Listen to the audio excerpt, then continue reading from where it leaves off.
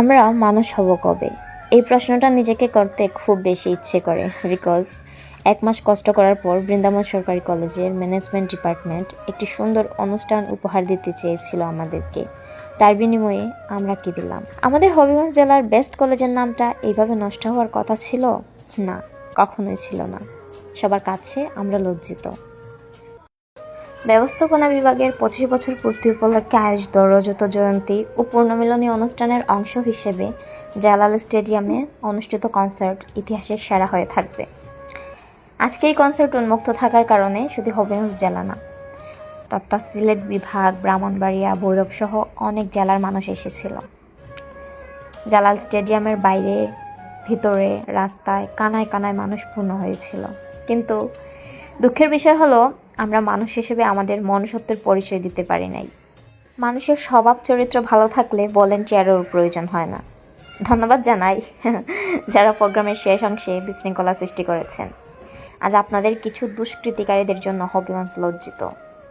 আর রইল বাকি, মানুষ কেমন অকৃতজ্ঞ হইলে এমনভাবে একটা ডিপার্টমেন্টের উপর এইভাবে আঙুল তুলতে পারে। এতদিন ফ্রিতে আলোকসজ্জা দেখলেন, একটা টাকাও খরচ না করে কনসার্ট দেখতে গেলেন, তারপর বর্বর ঠুকাইদের এমন বর্বর আচরণ দেখে ব্যবস্থাপনা বিভাগের উপর কথা তুলতেছেন। একটাবার চিন্তা করেছেন, এত এত টাকা খরচ করে, এত এত আবেগ নিয়ে সাবেক বর্তমান ছাত্রছাত্রীরা দূর দূরান্ত থেকে এসেও তাদের আনন্দ উপভোগ করতে পারলো না শুধুমাত্র আপনাদের জন্য? আচ্ছা ভাই, লজ্জাশরম বলতে কি কিছু নাই আপনাদের? হ্যাঁ, তাদের ভুল ছিল। এত কষ্ট করে তারা এত বড় আয়োজন করে হবিগঞ্জবাসীর সাথে আনন্দ ভাগাভাগি করতে চেয়েছিল। এটাই তাদের সবচেয়ে বড় ভুল, তাই না? আর এদিকে একটু খেয়াল করেন, এটা কি ছিল ভাই? যেহেতু প্রোগ্রামটা উন্মুক্ত, সব দিক দিয়ে গেট খোলা আছে, তোমাদেরকে কোনো টিকিটও কাটতে হবে না, তাহলে কেন তোমরা এই বাউন্ডারি দিয়ে দিয়ে উপরে উঠতেছো? মানে এটা কোন ধরনের ভদ্রতার মধ্যে পড়ে? যদি বুঝতাম যে প্রোগ্রামটা তারা সবার জন্য উন্মুক্ত করে নাই, বা আপনাদেরকে টাকা দিয়ে টিকিট কিনে ভিতরে ঢুকতে হবে, তাইলে না হয় বাউন্ডারি টপকে যাইতেন। কিন্তু যেহেতু প্রোগ্রাম উন্মুক্ত, এই ক্ষেত্রেও কেন এইভাবে যেতে হবে? আরেক দল লোক শুরু করছে যে গভীর রাতে কনসার্টের মতো একটা জায়গায় তুমি মেয়ে হয়ে কিভাবে যাও? সেখানে শত শত ছেলেরা হই হুল্লোড়ে মেতে থাকে, গায়ের উপর ঢলে পড়ে। এসব জায়গায় যেতে তোমার ইজ্জতে লাগে না, নাকি এসবই স্মার্টনেস মনে করেন? আমার প্রশ্ন হলো ভাইয়ারা, যে মেয়েরাই গেছে এটা তাদের পার্সোনাল বিষয়, তাদের ফ্যামিলি ম্যাটার, তারা সেখান থেকে গেছে।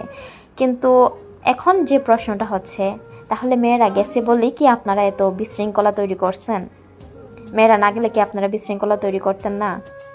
সবাই তো চায় একটু আনন্দ নিতে, একটা ভালো প্রোগ্রাম হলে সেখানে যেতে। তারা মেয়ে বলে কি তারা বাসায় বসে থাকবে? তারা যাবে না? আর যাই হোক, মেয়েদেরও এটা উচিত হয় না রাত্রের বেলা কনসার্টে যাওয়া। যদি দিনের বেলা হয়তো তারা যেতে পারতো। কিন্তু এখানে মেয়েদের বা ছেলেদের কাউকে দোষ দিচ্ছি না, দোষ হচ্ছে সবার। আসলে সবাই মিলে চাইলেই প্রোগ্রামটাকে সুন্দর করতে পারতো। এইভাবে আমাদের হবিগঞ্জের সম্মানটা নষ্ট হতো না। আমার মনে হয় না ইন ফিউচার কেউ এরকম দুঃসাহস দেখাবে যে আমাদের হবিগঞ্জের মতো জায়গায় কোনো প্রোগ্রাম অ্যারেঞ্জমেন্ট করতে। আর করলেও অ্যাটলিস্ট ফ্রিতে সবাইকে ঢুকতে দিবে না। এই যত ঝামেলার মূল। ফ্রিতে ঢুকতে না দিলে এত মানুষও হইতো না, আর এত ঝামেলাও হইতো না। আমি একটা জিনিস ভাবতেছি যে গত কয়েকদিনে আমাদের বৃন্দাবন কলেজের যত ভিডিওস ভাইরাল হয়েছে, মিলিয়ন্স মানুষ দেখছে, আমাদের হবিগঞ্জটাকে চিনছে, আমাদের বৃন্দাবন কলেজটাকে চিনছে। কিন্তু কালকে রাতের পর থেকে তারা কিভাবে চিনবে? গত কয়েকদিনে যতটা সুনাম অর্জন করেছিল হবিগঞ্জ, আজকে সেটা ধুলায় মিশে গেল। এই সব কিছুর জন্য দায়ী শুধু আমাদের হবিগঞ্জের মানুষ না, আরও বিভিন্ন জায়গার মানুষ। কারণ এখানে শুধু আমাদের হবিগঞ্জের মানুষ ছিল না, অনেক জায়গা থেকে মানুষ এসেছিল। আর মূলত ঝামেলাটা হয়েছেই এই জন্য। সো যাই হোক, নেক্সট টাইম যাতে এরকম কোনো বিশৃঙ্খলা সৃষ্টি না হয়, এটাই প্রত্যাশা। আর কি বলবো, মানে মানুষ হয়েও যে আমরা মানুষ হতে পারলাম না, এটা আসলেই আফসোসের বিষয়।